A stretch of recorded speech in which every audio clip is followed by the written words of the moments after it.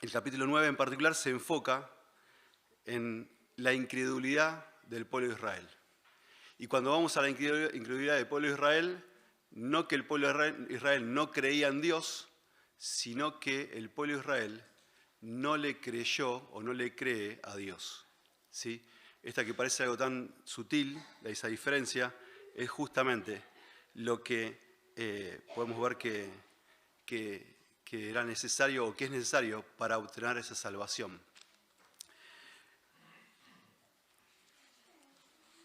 Pablo podía dar testimonio de esto en propia carne, ¿no?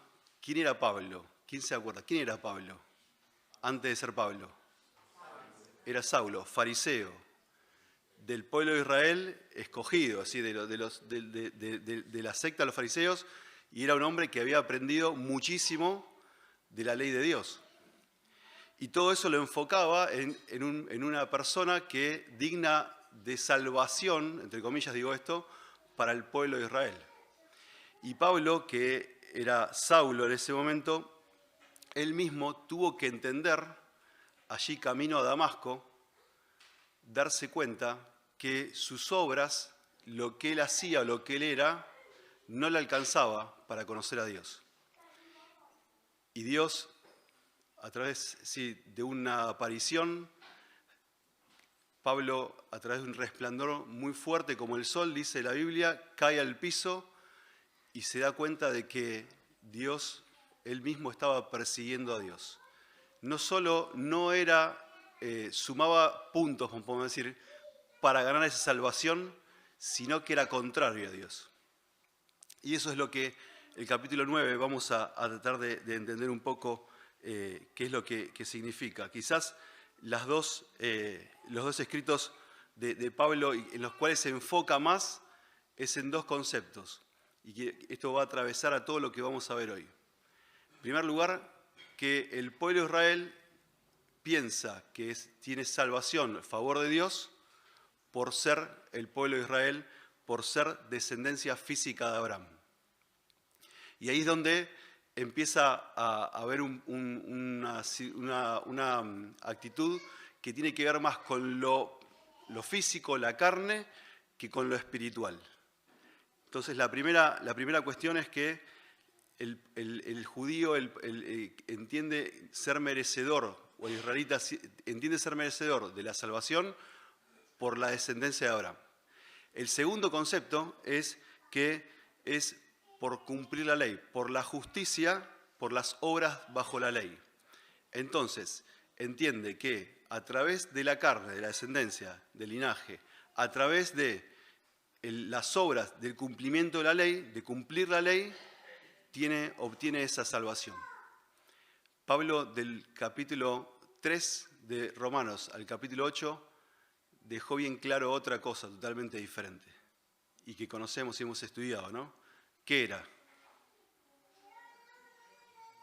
La fe. La fe. Es decir, totalmente contrario, Pablo plantea en los capítulos 3 al 8 el argumento de que la fe era lo necesario para creer, para tener salvación, y el pueblo de Israel se para en que no es eso, sino que es ser descendientes de Abraham y tener o cumplir las obras. Vamos a leer allí en Romanos capítulo 9, versículo 1 en adelante. Romanos 9, 1 en adelante. Verdad digo en Cristo, no miento, y mi conciencia me da testimonio en el Espíritu Santo, que tengo gran tristeza y continuo dolor en mi corazón, porque deseara yo mismo ser anatema, separado de Cristo, por amor de a mis hermanos, los que son mis parientes según la carne. Hasta ahí nos detenemos en estos 3 primeros versículos. Pablo comienza este capítulo argumentando y diciendo que delante de Dios, delante de Jesucristo, delante del Espíritu Santo, que no deja, es decir, que da argumento o da veracidad a lo que va a decir, dice: yo mismo me entristezco y padezco por esta situación de que mis hermanos, los que son mis parientes según la carne, están equivocados, están perdidos. la necesidad de Pablo de expresar esto de esta forma hace o muestra la preocupación de Pablo por quienes se pierden. Y quizás es un buen ejemplo para nosotros también pensar en quienes tenemos alrededor. Y nos abstraemos un segundo del capítulo 9 de Romanos y como antes orábamos, miramos a nuestros familiares, miramos a quienes tenemos alrededor y qué pensamos. Pensamos que nuestra familia también se pierde. Y probablemente tengamos personas alrededor nuestro que están lejos de Dios. Y que quizás, como también oramos por ellos antes, algunos de ellos estuvieron aquí sentados en los bancos, escucharon, muchos de ellos manifestaron de Cristo, pero hoy no están. Pablo se preocupaba mucho por sus hermanos conciudadanos israelitas. Nosotros, de la misma forma, podríamos entender que necesitamos tener la pronta palabra para aquellos a quienes tenemos alrededor y contarles el Evangelio. Dios nos llama a predicar el Evangelio. Pablo tenía que explicarle a los romanos acerca de la necesidad de que ellos conozcan a Cristo. Una situación muy parecida sucede allí en 1 Samuel, en el capítulo 15, versículo 35. Quizás una situación que el contexto todos los conocemos.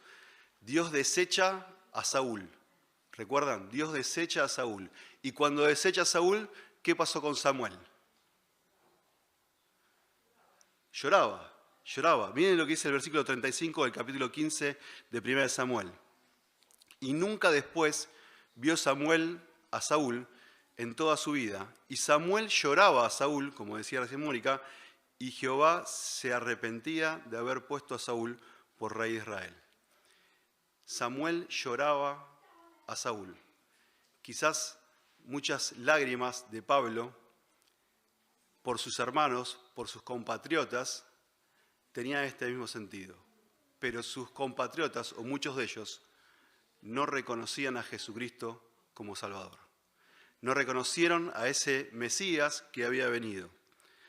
También Jeremías, en cierta ocasión, en Jeremías capítulo 9, versículo 1, dice: «Oh, si mi cabeza se hiciese aguas y mis ojos fuentes de lágrimas, para que llore día y noche los muertos de la hija de mi pueblo». Pablo se refiere aquí, en este pasaje, Jeremías se refiere a este pasaje pensando en la profunda aflicción e incredulidad del pueblo de Israel. Un pueblo que se había pervertido, esas palabras utiliza Jeremías. Un pueblo que se había pervertido. Jeremías lloraba mucho pensando en ese pueblo, en aquellos que él conocía. Pablo llega a decir en este versículo 3 que deseara yo mismo ser anatema, dice. ¿Qué quería decir anatema? Algo que no haber conocido, de no tener el conocimiento. Pablo, cuando dice esto, por supuesto está diciendo, lo está exagerando, es una figura de hipérbole, ¿sí?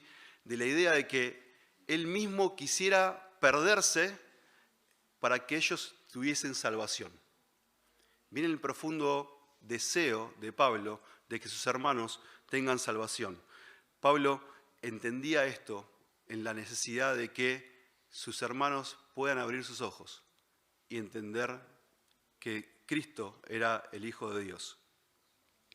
El versículo 4 al 5 nos habla de que estos israelitas, de los cuales son adoración, la gloria y el pacto y la promulgación de la ley y el culto y las promesas, de quienes son los patriarcas y de los cuales, según la carne, vino Cristo, el cual es Dios sobre todas las cosas, bendito por los siglos, dice Pablo. Y aquí Pablo, a través de estos 9 beneficios, podríamos decir, que Dios da al pueblo de Israel, o que Dios tiene a través del pueblo, dio al pueblo de Israel, ellos aún a través de eso no le reconocieron. En primer lugar, habla de que eran israelitas. Miren esto, es decir, eran israelitas Eran pueblo escogido, habían tenido ese beneficio, pero lo valoraban de forma religiosa. En segundo lugar, que eran adoptados por Dios. Ahí en Éxodo, en el capítulo 4, versículo 22, y en Oseas 11:1 también se nos nombra de este beneficio, de ser hijos de Dios, de ser adoptados como pueblo. De todas las naciones de la tierra, Israel fue aquel pueblo elegido. Fueron adoptados como hijos. Dios bendijo a la nación de Israel, manifestándole su presencia. Si nos vamos al desierto, nos vamos allí en la situación de que estaban siendo guiados por Dios, vemos la presencia de Dios en una nube, en una columna de fuego, los cuales le daban la sombra necesaria para estar en el desierto y la luz y el calor necesarios para poder ser iluminados. El pueblo de Israel fue indigno de recibir la presencia de Dios. Tenían una comunicación diaria con Dios. Tenían un gran beneficio, el cual desaprovecharon. Recibieron el pacto con diversas ratificaciones. Vemos allí el Sinaí, vemos allí por medio de Moisés, por medio de David, por medio de Jesucristo. Obtener el pacto, el cumplimiento del pacto. Dios no falseó su promesa, no falló a su promesa tampoco, sino que fue firme en ellos. Ellos pudieron tener la promulgación de la ley, recibieron la ley de Dios. Dios habló a través de la Escritura y a través de ellos. Y no solamente fue el mensaje en beneficio hacia ellos, sino que también fue a las naciones. Y hoy nosotros gozamos de eso, porque ellos tuvieron ese beneficio. Les fue confiado el tiempo o el momento del culto y pudieron ser los que en espíritu y en verdad adoraron a Dios. Y pudieron ser aquellos que cumplieron con los ritos que los llevaban a la presencia de Dios, al reconocimiento a Dios y a exaltar a Dios. No otro pueblo lo pudo tener. El pueblo de Israel lo tuvo. Dios levantó en ellos, dio a ellos promesas. Promesas que se cumplieron, promesas que se cumplen y promesas que se cumplirán. Pero el pueblo desechó el consejo de Dios, desechó lo que Dios quiso darles. Fueron para ellos dados también los patriarcas, Abraham, Isaac, Jacob, tantos hombres de fe que no mostraron sus obras, sino que mostraron sus obras a través de la fe en Dios. Su andar diario fue la fe, y ellos desecharon la fe y tomaron sus obras. Israel recibió el privilegio de recibir el linaje del Mesías. A través de su linaje llegó el Mesías, llegó la salvación, llegó el Salvador, llegó Jesucristo. Y ellos tuvieron también ese privilegio. Ahora, esos privilegios nos muestran que Dios es un Dios soberano, pero que ese Dios soberano tiene y tuvo trato especial con Israel. Ahora, cuando vemos los versículos siguientes, y podemos leer allí en Romanos capítulo 6, los versículos 6 al 13, dice lo siguiente: no que la palabra de Dios haya fallado, porque no todos los que descienden de Israel son israelitas, ni por ser descendientes de Abraham son todos hijos, sino en Isaac te será llamada descendencia. Esto es, no los que son hijos según la carne son los hijos de Dios, sino que los que son hijos según la promesa son contados como descendientes, porque la palabra de la promesa es esta: por este tiempo vendré y Sara tendrá un hijo. Y no solo esto, sino también cuando Rebeca concibió de Isaac, nuestro padre, pues no habían aún nacido ni habían hecho aún ni bien ni mal, para que el propósito de Dios conforme a la elección permaneciese no por las obras, sino por el que llama. Se le dijo, el mayor servirá al menor, como está escrito, a Jacob amé, mas a Esaú aborrecí. Y Pablo se enfoca en esto para poder mostrar que había razones por las cuales Dios establecía su justicia y establecía un pueblo y establecía una elección. Y quizás hay 4 razones básicas por las cuales Dios actuó o llevó o mostró que actúa de esa forma. Y Pablo las expresa en el capítulo 9 del libro de Romanos. En primer lugar, que la incredulidad de Israel es consecuente con las promesas de Dios. Dios mostró el cumplimiento de sus promesas a través de la incredulidad de Israel. Dios reveló su promesa muchos años antes de la llegada de Jesucristo por los profetas y por los siervos de Dios que dijeron o dieron la palabra mostrando lo que Dios iba a cumplir en el futuro. Pero Israel no lo reconoció e Israel rechazó el mensaje. Los profetas fueron callados, los profetas fueron perseguidos, los profetas fueron muertos e Israel se mantuvo en incredulidad. Le faltó fe. Gálatas 3:6 dice, así Abraham creyó a Dios y le fue contado por justicia. Sabed, por tanto, que los que son de la fe, estos son hijos de Abraham. Solamente a través de la fe son hijos de Abraham.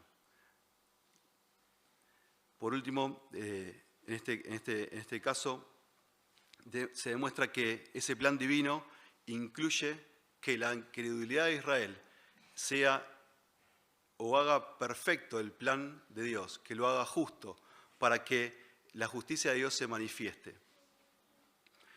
Sin duda, este plan es también coherente con la persona de Dios. Vamos a ir a Romanos, en el capítulo 9, versículos 14 al 24, no lo vamos a leer todo, sí algunos versículos. Dice, ¿qué pues diremos? ¿Que hay injusticia en Dios? En ninguna manera, dice Pablo. Y da una serie de ejemplos. Dice, Moisés dice, tendré misericordia del que yo tenga misericordia y me compadeceré del que yo me compadezca. Pablo da una serie de preguntas ahí y lo que está mostrando en definitiva es la soberanía de Dios. El plan revelado de Dios para los judíos que refleja la incredulidad de Israel y que Dios no falla en el cumplimiento de esos planes. Y que el carácter de Dios se mantiene en integridad porque Dios es un Dios fiel. Vemos la justicia de Dios, vemos el poder de Dios, pero vemos la soberanía de Dios manifestada sobre Israel. Quizás la pregunta más difícil de preguntar es que ¿por qué Dios escoge a uno por encima de otro? Quizás lo más difícil de entender es por qué Dios establece que alguien puede tener salvación y alguien no puede tener salvación. Es imposible para las doctrinas actuales entender esta lectura de esta situación.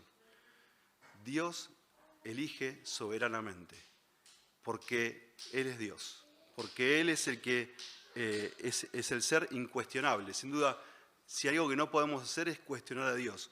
Dios elige de esa manera. Quizás para nosotros es inentendible, pero gozamos de esa gracia. Quizás para el que no conoce es inentendible, pero goza o gozará de una eterno sufrimiento, eterna condenación. No podemos apelar a la soberanía de Dios, sí podemos creerle a Dios, sí podemos confiar en Dios. No es la elección, el esfuerzo del hombre, sino Dios mismo quien toma la iniciativa de extender su misericordia para con el pecador. Dios extiende su misericordia para con nosotros. Dice Romanos capítulo 5, versículo 8, mas Dios muestra su amor para con nosotros, en que siendo aún pecadores, Cristo murió por nosotros. No es lo que nosotros hicimos, sino lo que Dios quiso hacer con nosotros. Los versículos 25 al 29 nos hablan de que es consecuente Dios en la revelación profética. Dios es consecuente en lo que hizo, en lo que determinó de antemano. Dios fijó un tiempo y fijó pautas y lo anunció de antemano. Los hombres no le creyeron.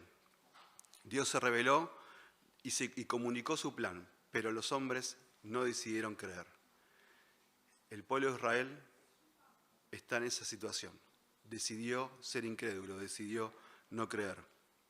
Y por supuesto que el rechazo los deja en el lugar quizás más no querido, es decir, el lugar que aborrecerían y que piensan que es justamente para otro. Bueno, ese lugar es un lugar de condenación eterna. Dios estableció que la paga del pecado es muerte y que el plan de Dios para aquellos a quienes no le rechazaron, a quienes no creen, quienes rechazaron, es el destino final para ellos. Un lugar que sin duda Dios preparó para nuestro enemigo, para Satanás y sus ángeles, pero que el hombre a través de la caída, a través de haber caído, también aquel que no cree es merecedor de ese lugar. Siguiente en esos versículos, Pablo cita a Oseas. ¿Y quién recuerda, no? la historia de Oseas? Dios lo llamó a que tome a una mujer y que la tome una mujer que era prostituta, una mujer que era de la vida y que sabía que lo iba a engañar, y Dios lo tomó y lo llevó a que piense, a mostrar hasta en su misma carne la situación con esa mujer. El pueblo de Israel es el similar. Aquel pueblo de Israel que engañó a Dios, que transgredió las leyes de Dios, que le fue infiel a Dios, que lo fue una y otra vez, pero que Dios lo rescató. Vemos al punto de que compra Oseas a esa mujer en la plaza de los mercaderes, desnuda, llena de vergüenza. Así también Dios pagó el precio por los salvados. De esa misma forma es que Dios llama a quienes elige y a quienes escoge. Los versículos 30 al 32, vamos a leerlos así ya terminando. Dice: ¿qué pues diremos? ¿Que los gentiles que no iban tras la justicia han alcanzado la justicia?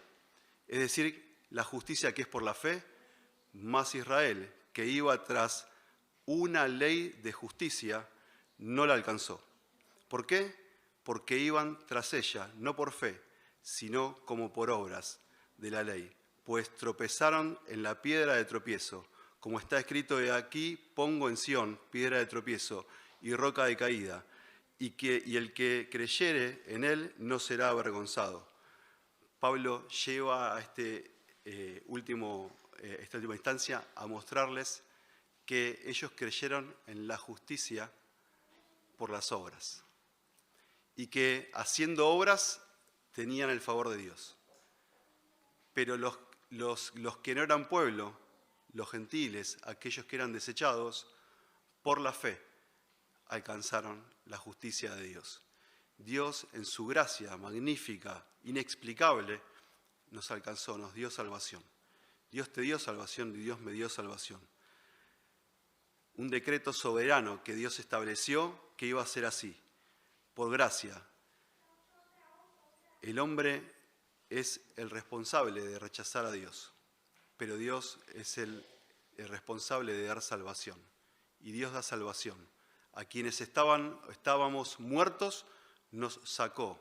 A quienes estábamos condenados eternamente, el hombre, la raza humana, Dios sacó de ese lugar para ponernos en un lugar nuevo, para llamarnos hijos, para llamarnos pueblo. Desde los profetas los hombres ganaron el favor de Dios y alcanzaron un buen testimonio aquellos que creyeron, no aquellos que hicieron. Vemos ahí en Hebreos, en el capítulo 11, vemos aquellas personas que alcanzaron fe y por la fe alcanzaron el favor de Dios. No fue al revés, fue por esa cosa, fue de esa forma. Y las obras que se muestran que hicieron no fue por el mero hecho de hacer obras, sino por creer, por tener fe, para alcanzar lo que Dios les había fijado. Israel iba tras la ley y la justicia, pero no la alcanzó. Dios no puede ser alcanzado por obras humanas, porque estas siempre están manchadas por nuestro pecado. Nuestras obras son como trapos de inmundicia, pero Dios, a través de Jesucristo, nos justifica y nos lleva al estándar, a la perfección de la santidad de Dios. Quizás a veces es lo que desestimamos, la gracia de Dios, desestimamos el favor de Dios que Dios hizo para con nosotros. Dios estableció una forma de salvación, un método, un medio que es Jesucristo. Y la fe en Él, o tener fe en Él, es lo que nos da la seguridad de salvación. Israel desechó, fue incrédulo y despreció el plan de Dios a través de su enviado. Y quizás esta noche podemos terminar pensando en esto, que Dios nos dio mucha gracia, que la salvación que tenemos, totalmente inmerecida, fue por el favor de Dios, que nos miró estando como la mujer de Oseas, allí en el mercado, desechados del mundo, pero Dios nos tomó, Dios te tomó y Dios me tomó, y damos gracias a Dios por eso, y Dios bendiga su palabra en esta noche, en pensar en esto, en darle gracias, en que Él decidió salvarnos. Amén.